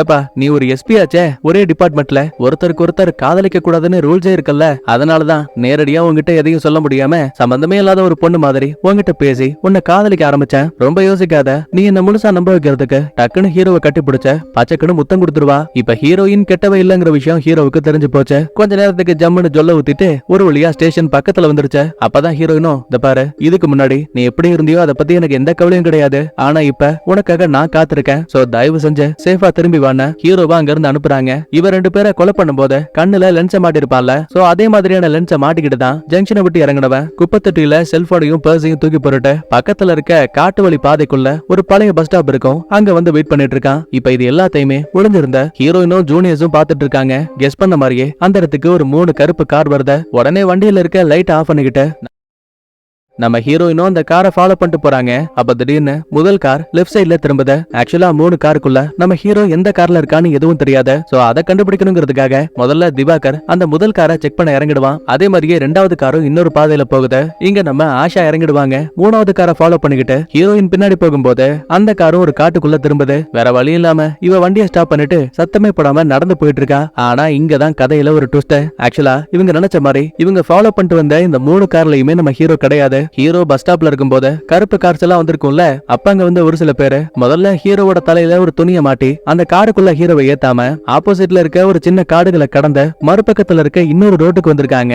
அங்க இருந்த ஒரு சின்ன வெள்ளை கலர் வேன்ல தான் இவனை பாதுகாப்பா கொண்டு போயிருப்பாங்க. ஆனா இது எதுவுமே தெரியாத நம்ம ஆளுங்க அந்த 3 கார்ஸ் ஃபாலோ பண்ணிட்டு வந்திருப்பாங்கல்ல. ஆக்சுவலா அது எல்லாமே கடைசியில ஒரு சின்ன மர வீட்டுல போய் ஸ்டாப் ஆகுது. கெஸ் பண்ண மாதிரி இந்த 3 வண்டிகள்லயுமே ஹீரோ இல்லங்கிறத கன்ஃபார்ம் பண்ணிக்கிறாங்க. டைரக்டா அந்த வீட்டுக்குள்ள போயும் தேட முடியாது, ஏன்னா எல்லாருமே தனித்தனியா இருக்காங்க. ஒரு பேக்கப் டீம்னு ஒண்ணு தேவை. அதனால திரும்ப ஸ்டேஷனுக்கு போலாங்கிற முடிவுக்கு வராங்க. இன்னொரு பக்கத்துல கண்ணை கட்டி கொண்டு வந்த ஹீரோவை காட்டுக்குள்ள இருக்க கைவிடப்பட்ட ஒரு பழைய கட்டடத்துக்கு கூட்டிட்டு வராங்க. இங்கதான் முதல் முறையா அந்த வில்லனையும் காட்டுறாங்க. ஹீரோ கிட்ட எந்த ஒரு ஆயுதங்களும் இல்லங்கிறத கன்ஃபார்ம் பண்ணிட்டு, வா அர்ஜுன், உன்னோட வீடியோவை நான் பார்த்தேன். கையில துளி கூட நடுக்கு இல்லாம நீ அந்த 2 பேரையும் ரொம்ப சூப்பரா கொலை பண்ணிருக்க. ஆமா, இந்த இடம் பார்க்க இவ்வளவு பிரம்மாண்டமா இருக்கு, நீ தான் ரெடி பண்ணியா? சேச்சா, 150 ஆண்டுகளுக்கு முன்னாடி இந்த இடத்துல ஒரு மகாராஜா வாழ்ந்தாரு. ஆனா அந்த ராஜாவும் ராஜ்யமும் அழிஞ்சு போனதுக்கு அப்புறமா 40 ஆண்டுகளா இது ஒரு மருத்துவமனையா இருந்தது. ஆனா இப்ப அதையும் கைவிட்டாச்சு. அதனாலதான் இந்த இடத்தை இப்ப எங்களோட கோட்டையா நான் மாத்தி வச்சிருக்கேன். தோ, இது உன்னோட அறை, நீ நல்லா அரெஸ்டடு. கொஞ்ச நேரத்துக்கு அப்புறமா நாங்களே உன்னை கூப்பிடுறோம்னு சொல்லிட்டு வில்ல அந்த இடத்தை விட்டு கிளம்பிட்டான். இப்ப உள்ள வந்த ஹீரோ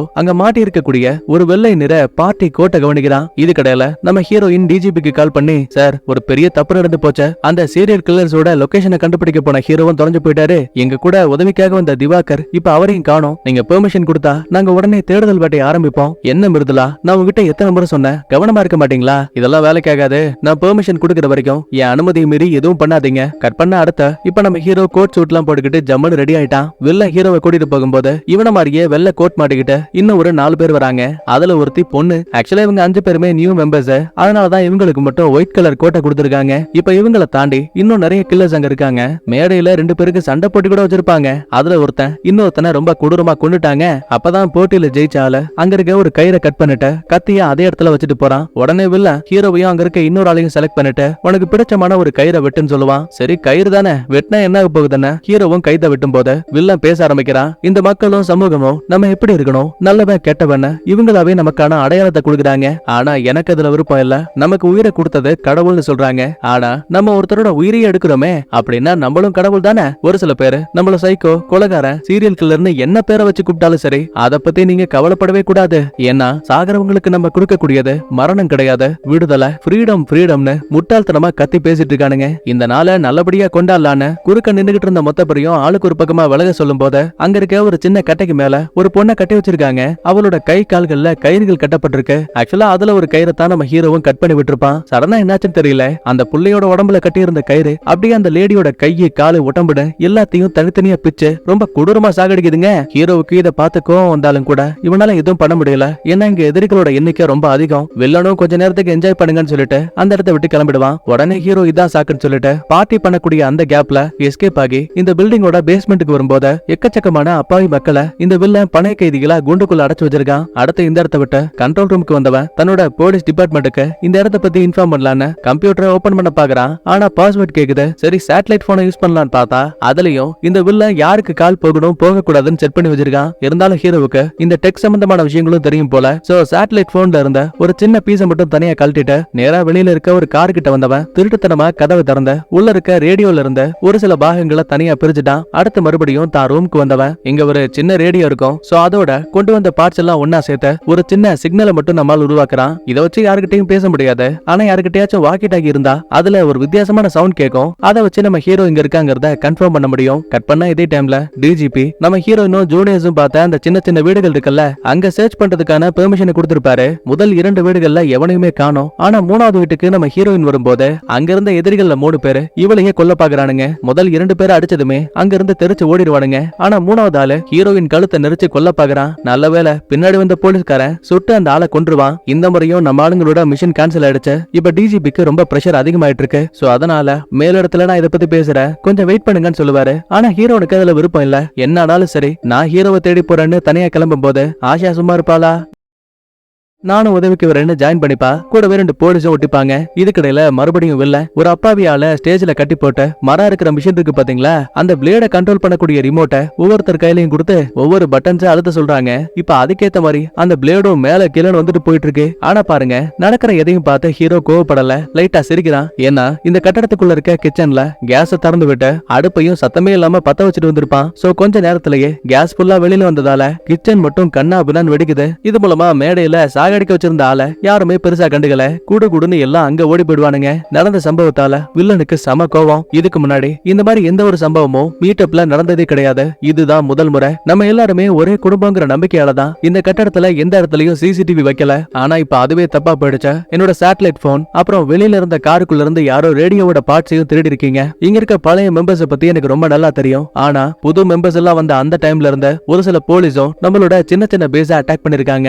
என் கணிப்பு சரியா இருந்தா இங்க வந்த புது மெம்பர்ஸ்ல யாரோ ஒருத்தர் போலீஸா இருக்கணும். அதனால புது மெம்பர்ஸ் மட்டும் மேல வாங்க, உங்களுக்குள்ள இருக்க திறமைகளை காட்டுங்க. கண்டிப்பா ஒரு போலீஸ்காரன் உயிரை எடுக்கிறதுக்கு தயங்குவான். ஆனா கில்லர் கண்டிப்பா யாரையும் விட்டு வைக்க மாட்டான். உங்களுக்குள்ள அடிச்சுக்கோங்க. யார் கடைசியில உயிரோட இருக்கீங்களோ அவங்க தான் நம்ம கேங்கோட உண்மையான மெம்பர். இப்ப சண்டையும் ஆரம்பிக்குது. ஆக்சுவலா நம்ம ஹீரோ ஒரு போலீஸ்காரனா இருந்தாலும் கூட இவனுக்கு கொலை பண்றதெல்லாம் கைவந்த கலை. சோ அதனாலேயே அங்க இருந்த ஒவ்வொருத்தனையும் போட்டு தள்ளிட்டு கடைசியில பொண்ணுன்னு பாரபட்சம் அவளோட கதையும் போட்டு தள்ளிட்டான். இவன் என்ன நல்லவங்களையா கொன்னா, எல்லாம் கேடு கெட்ட கொலகார பயலுங்க. அதனால ஹீரோவுக்கும் பெருசா கில்ட் எதுவுமே இல்ல. நேரா ஹீரோ கிட்ட வந்தவன் நீ சண்டை போற ஸ்டைல பாக்கும்போது நீ ஒரு போலீஸ்காரன் தோணுதா? ஓஹோ அப்படின்னா இவ்வளவு விஷயங்களை பண்ணியும் உனக்கு என் மேல சந்தேகம் இருக்கா?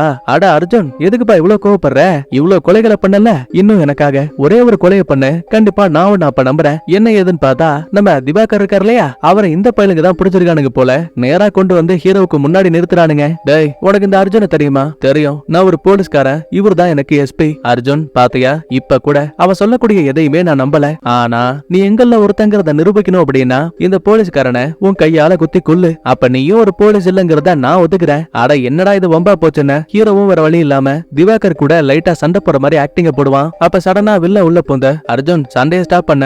தோ இறந்து போயிருக்கால இவன் தான் உண்மையான போலீஸ்காரன். அதுக்கான ஆதாரம் என் சேட்டலைட்டோட ஒரு சின்ன பீஸ் அவனோட ரூம்குள்ள இருந்து கிடைச்சது. உண்மையை சொல்ல போனா ஹீரோ தான் இந்த வேலையை பார்த்திருப்பான். அப்பதானே இவன் மேல யாருக்கும் சந்தேகம் வராது. மன்னிச்சுரு அர்ஜுன், நான் உன்னை சந்தேகப்பட்டுட்டேன். உடனே ஹீரோவும் இதான் சாக்கன எது மன்னிப்பா இந்த சிடிகேல மெம்பர் ஆகிறதுக்காக 2 பேரை என் கையால கொண்டு நான் இந்த இடத்துக்கு வந்திருக்கேன். ஆனா நீ என்ன நம்பல பாத்தியா? உன்னால நம்மளோட 3 நேர்மையான மெம்பர்ஷிப்ப இறந்து போயிட்டாங்க. இங்க இருக்க மெம்பர்ஸ்லயே ஒரு போலீஸ்காரன் இருந்திருக்கான், அதுவே உனக்கு தெரியல. ஆனா இந்த ஒருத்த மாதிரியே இங்க இருக்க மொத்த பேர்ல இன்னும் எத்தனை போலீஸ் இருக்காங்களோ யாருக்கு தெரியும்? சோ எனக்கு 1 மணி நேரம் டைம் கூட இந்த திவாகரை அடிச்சு உண்மையை நான் வாங்குறேன்னு வில்லன் தன்னை நம்புறதுக்காக வேணும்னே திவாகரோட 2 கைகள்ல மூட்டை உடைச்சு விட்டுருவான். வில்லனும் ஹீரோவை முட்டாள்தனமா நம்புறாங்க. அதுக்கப்புறமா பேஸ்மெண்ட்டுக்கு திவாகரை தூக்கிட்டு வந்த ஹீரோ நகர்ந்து போன மூட்டுகளை திரும்ப சரி பண்ணி விட்டுட்டு, இந்த பாரு உங்க எல்லாரையும் இங்க இருந்து நேரா வில்லன் கிட்ட கூட்டிட்டு போறேன். அவங்கிட்ட பேசி மீட்டிங் நடக்கும் போது நான் அவனை டைவர்ட் பண்ணுவேன். அந்த கேப்ல திவாகர் நீ தான் உங்க எல்லாரையும் பாதுகாப்பா இந்த கட்டடத்தை விட்டு வெளியில கொண்டு போகணும். காட்டுக்குள்ள போயிட்டா நீங்க சேஃப் ஆயிடுவீங்க. ஆனா சார் நீங்க என்ன பண்ண போறீங்க?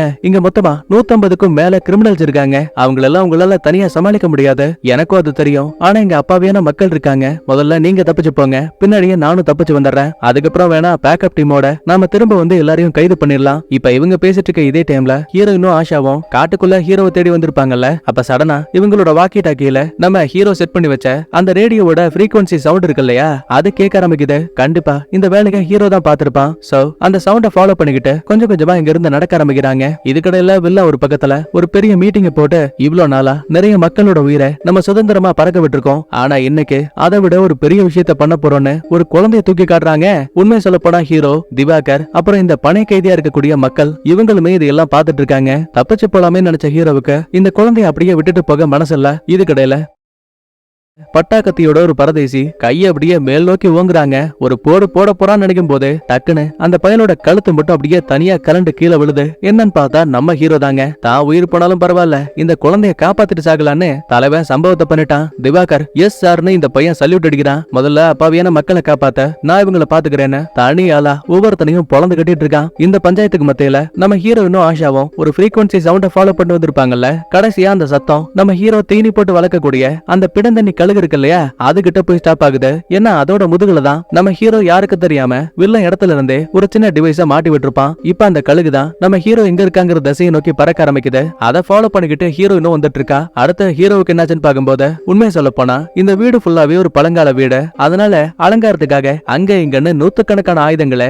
அலங்காரத்துக்காக வச்சிருப்பாங்க. ஹீரோவுக்கு அது வசதியா போயிடுச்சு. ஒவ்வொருத்தனா போட்டு தள்ளிட்டு அங்க இருக்கிற ஆயுதங்களை வச்சு எதிரிகளை பந்தாடிட்டு இருக்கான். ஆக்சுவலா ஒரு சில சீன்ஸ என்னால தெளிவா காட்ட கூட முடியாது. என்ன அந்த அளவுக்கு ரணக்கொடூரம் பண்ணி வச்சிருப்பானுங்க. இதுல பாவம் நம்ம ஹீரோவுக்கும் நிறைய காயங்கள் படும். ஆமா ஒருத்தர் 2 பேர்னா பரவாயில்ல, 150 பேரு. அதுலயும் அந்த 150 பேருமே சீரியல் கில்லர். ஒவ்வொருத்தன் கண்ணுக்குள்ளயும் கொலை வெறியா தெரியுது. ஒருத்தன் என்னடானா ராக்கெட் லான்ச்சர் வச்சு அடிக்கிறான், இன்னொருத்தன் என்னடானா மிஷின் கன்னு ரகரகமா வரானுங்க. இதுக்கடையில காட்டுக்குள்ள இருந்த ஹீரோயினும் ஒரு வழியா அந்த பிணந்தண்ணி கழுக ஃபாலோ பண்ணிக்கிட்டு நம்ம ஹீரோ மாட்டி இருக்கக்கூடிய அந்த பில்டிங்கே வந்துட்டாங்க. ஹீரோவுக்கு என்னதான் எக்கச்சக்கமான காயங்கள் பட்டாலும் கூட கடைசி நிமிஷத்துல திவாகரையும் மத்தாளுங்களையும் பாதுகாப்பா இந்த பில்டிங்கை விட்டு வெளியில அனுப்பிடுவான். அதே டைம்ல பின்னாடி வந்த வில்லன் ஹீரோவோட தோள்பட்டையில கத்தி இறக்குறான். ஏண்டா உன்னால இந்த இடத்தை விட்டு தப்பிக்க முடியும்னு நினைக்கிறியா? முட்டாள், ஏன் கையாலேயே நீ இன்னைக்கு சாக போறன்னு இவன் பஞ்ச டைலாக் பேசக்கூடிய அதே டைம்ல ஹீரோ லைட்டா சிரிக்கிறான். என்னன்னு பார்த்தா அங்க இருக்கிற கதவை எல்லாம் உடைச்சுக்கிட்டு எவன ஒருத்தன் துப்பாக்கியோட உள்ள வராங்க. ஆக்சுவலா இந்த ஆளு ஹிட் படத்தோட 2வது பாகம் இருக்கு இல்லையா, அதுல ஹீரோவா நடிச்சவர் போல ஹீரோவோட ஃப்ரெண்டு மாதிரி ஒரு கேமியோ ரோல்ல உள்ள வந்திருக்காரு. அப்புறம் என்ன, தனியா இருந்த ஹீரோவுக்கு பார்ட்னர் கிடைச்சதால பம்பரம் மாதிரி சொல்லிட்டு அடிக்கிறானுங்க. இதுல போதாத கொடுமைக்கு காஷ்மீர்ல வேலை பார்த்த ரவி வேற உதவிக்கு வந்துட்டான். லாஸ்டா வில்லனுக்கும் ஹீரோவுக்கும் சண்டை நடக்க ஆரம்பிக்குது. தலைவன் சொக்காவை கழட்டி போட்டு பாக்ஸிங்ல பஞ்சு வச்சிட்டு இருக்காரு. சர மாதிரியா அடி வாங்கின வில்லன் தப்பிச்சு போலாம்னு வெளியில போகும்போது கரெக்டா அங்க இருக்க ஹீரோயினை கத்தி முடையில லாக் பண்ணிட்டான். இருந்தாலும் ஹீரோ லைட்டா சிக்னல் கொடுக்க ஹீரோயின் டக்குன்னு கீழே குனிஞ்சிருவா. அதே டைம்ல ஃப்ரெண்டுகாரன் தூக்கி போட்ட துப்பாக்கிய வச்ச வில்லனுக்கு தோள்பட்டையில ஒரு ஷாட்ட. ஒட்டுமொத்த போலீஸ் டீமும் இப்ப இங்க வந்துட்டாங்க. என்னடா சிடிகேன்னு கத்துறீங்க? தப்பு பண்ணா ஜஸ்டிஸ், அதாவது நீதி கிடைச்சாகணும். சோ நீதின்னு அங்க இருக்க ஒவ்வொருத்தனும் கோஷம் போடும்போது சிரிச்சுக்கிட்டே வில்லனும், ஏண்டா எப்படியும் நீ கொல்ல போற, ஆனா அந்த சந்தோஷத்தை நான் கொடுக்க மாட்டேன் பாரு, என் கண்ணுல ஏதாவது பயம் இருக்கா என்ன? உடனே ஹீரோவும் இங்கதான் ஒரு பெரிய குண்டத்துக்கு போறான். ஏண்டா உனக்கு ஒரு தம்பி இருக்கான் தானே? அதான்டா அந்த ராஜு. காட்டுக்குள்ள அவன் கழுத்துல கத்தி இறக்கி கதையை முடிச்சதுக்கு அப்புறமா பர்ஸ செக் பண்ணி பார்த்தேன். அதுல உன்னோட போட்டோ வருஞ்சுப்பா. அப்பதான் புரிஞ்சுக்கிட்டேன் அவன் உன்னோட தம்பின்னு. கவலைப்படாத, உனக்கு முன்னாடி அவன் பாதுகாப்பா நரகத்துக்கு போயிட்டான். வெள்ள இதை கேட்டு ஷாக் ஆக அப்படியே இவனோட கதையும் போட்டு தள்ளிட்டான். ஒரு வழியா பிரச்சனை எல்லாம் முடிஞ்சு போகுது. ஆனா இன்வெஸ்டிகேஷன்ல அந்த வில்ல கைத்த கட்டி ஒரு லேடியோட உடம்ப கண்ணா பின்னாடி கிழிச்சு கொடூரமா கொண்டிருப்பான்ல, அது வேற யாரும் கிடையாது, தானியான்னு சொல்லப்படக்கூடிய போலீஸ் அதிகாரி. நம்ம ஹீரோ போலவே இந்த வில்ல சம்பந்தப்பட்ட டீடைல்ஸ் எல்லாம் தெரிஞ்சு அவங்கள பிடிக்கிறதுக்காக போயிருக்காங்க. பாவம், அந்த டைம்ல தான் தானியா வசமா மாட்டிக்கிட்டு அவங்களையும் இந்த வில்லன் கொண்டிருக்கான். இதுல முக்கியமான இன்னொரு விஷயம் என்னன்னா, பேஸ்மெண்ட்டுக்குள்ள நம்ம ஹீரோ போகும்போது அங்க நிறைய கைதிகள் இருந்திருப்பாங்க. சொல்ல போனா அந்த வில்லனோட ஆளுங்க ஒவ்வொரு கூண்டோட நம்பர்ஸ் வச்சு தான் கொல்ல ஆரம்பிச்சிருக்காங்க. இதை தெரிஞ்சுக்கிட்ட தானியா அந்த குழந்தையை காப்பாத்துறதுக்காக தான் தானாவே முன் வந்து தன்னோட உயிரை விட்டா. அப்புறம் இன்னொரு முக்கியமான விஷயம், இந்த வில்லன் ஆரம்பத்துல மக்களை சாதாரணமா கொல்லதான் ஆரம்பிச்சிருக்கான். அப்பதான் சடனா ஒரு ஆர்கன் கம்பெனியை சேர்ந்தவங்க டைரக்டா அந்த வில்லன் கிட்ட டீல் பேசிருக்காங்க. நீங்க கொலைகளை பண்ணிக்கோங்க, ஆனா அதுக்கு பதிலா அந்த இறந்து போன உடல்கள்ல இருக்க ஹார்மோன் சம்பந்தப்பட்ட உடல் உறுப்புகளை கேட்டிருக்காங்க. அந்த கம்பெனியோட சிஇஓ பேரு சாமுவேல். போலீஸ் அவனை சும்மா விசாரிக்கலான்னு போனதுக்கு ஒரு சின்ன பொய் கேஸ வேணும்னே தான் மேல போட்டுக்கிட்டு 1 வருஷம் ஜெயில் தண்டனை பனிஷ்மெண்ட் வாங்கிருக்கான். அவன் திரும்ப வர வரைக்கும் கண்டிப்பா அவனை எதுவுமே பண்ண முடியாத. உடனே ஹீரோவும் கூட இருக்க ஃப்ரெண்டுக்காரனும் சிரிக்கிறாங்க. என்னன்னா, தானியா பண்ண தியாகங்களுக்காக அவங்க தான் இந்த சிடிகேங்கிற ஒரு பெரிய கிரிமினல் குரூப்பையே பிடிச்சாங்கன்னு ஒட்டுமொத்த மரியாதையும் விருதையும் நம்ம ஹீரோ அவங்களுக்கு கொடுக்க சொல்லிருக்கான். கூடவே சிறைக்குள்ள மாட்டிருக்க அந்த சாமுவேல் தான் நடந்த எல்லா பிரச்சனைகளுக்கும் இன்னொரு முக்கிய புள்ளி. சோ அவனால மறுபடியும் இந்த சிடிகேங்கிற குரூப் ஆரம்பிக்க கூடாதுல்ல, அதனால ஹீரோ வேணும்னே தாமேலேயே ஒரு பொய் கேஸ போட்டு ஜெயிலுக்குள்ள பிளான் பண்ணி வந்திருக்கான். அதுலயும் இன்னொரு கொடுமை என்ன தெரியுமா, 274 நம்மால ஜெயிலுக்குள்ள ஒரு ஆள் காப்பாத்திருப்பால, அந்த ஆள் தான் நம்ம ஹீரோவும் ஃப்ரெண்ட்ஸும் பேசிக்கிட்டு இருந்த அந்த கிரிமினல் சாமுவேல். இப்ப அந்த பைத்தியக்காரனே ஹீரோவோட கையில கத்தியை கொடுத்தா சும்மா இருப்பானா? ஆம்பிடுத கழுத்தோட ஒரு போடு. சாமுவேல் கதை முடிஞ்சு. இப்ப சாமுவேல் இறந்து போன விஷயத்த பத்தி ஜெயிலுக்குள்ள இருக்க யாருக்கும் எதுவும் தெரியல. முக்கியமா ஹீரோவை கைது பண்ணாங்க இல்லையா, இப்ப அவனுக்கு எதிராகவும் எந்த ஒரு ஆதாரங்களும் இல்லன்னு சொல்லிட்டு ஹீரோவையும் ரிலீஸ் பண்ணிட்டு தான் நியூஸ்ல பேசிட்டு இருக்காங்க. இந்த இடத்துல கட் பண்ணா ஒரு போலீஸ் செக் போஸ்ட் காட்டுறாங்க. அங்க ஒரு சரக்கு லாரி வந்துட்டு இருக்கு. உள்ள இந்த பயிலுங்க ஏதோ ஒண்ணு கடத்திட்டு இருக்கானுங்க. வண்டியை விட்டு இறங்கக்கூடிய லாரி டிரைவரும், டேய் இங்க இருக்க போலீஸ்க்கு 2 கட்டு பணத்தை போட்டா போதும்டா, கண்டிப்பா நம்ம வண்டியை போக விட்டுருவாருன்னு யதார்த்தமா பேசிக்கிட்டு போலீஸ்கார ஹெட்ட பாக்கலான்னு வந்தா அது நம்ம சூர்யாவோட தம்பி கார்த்திங்க. ஆஹா, பேச்சே கிடையாது. டேய் வண்டியை முதல்ல பிரிச்சு மேங்க, உள்ள என்ன இருக்குன்னு செக் பண்ணுங்கன்னு சொல்றான். டிரைவர் 2 பேருக்கும் இதை கேட்டு தூக்கி வாரி போடுது. அப்படியே இந்த இடத்துல ஹிட் படத்தோட 4வது பாகத்துல நம்ம கார்த்தி தான் ஹீரோவா நடிக்க போற மாதிரி காட்டி ஒரு சின்ன ஹிண்ட கொடுத்து படத்தையும் முடிக்கிறாங்க. வீடியோ பிடிச்சிருந்தா லைக் பண்ணுங்க, உங்க ஃப்ரெண்ட்ஸ் அண்ட் ஃபேமிலிக்கு ஷேர் பண்ணுங்க. நான் உங்களை அடுத்த வீடியோல பாக்குறேன். Bye. Thank you. Love you all.